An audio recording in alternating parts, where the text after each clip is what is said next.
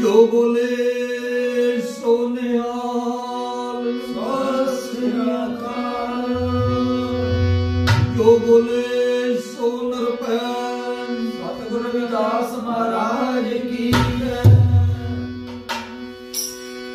कबीर बुलबुला पानी दा ए उस दी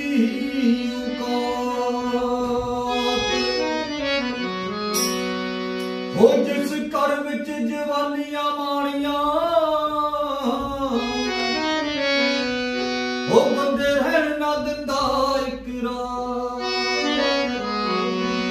बोलिए सच्चे दरबार की जय। देखिया मैं पानी से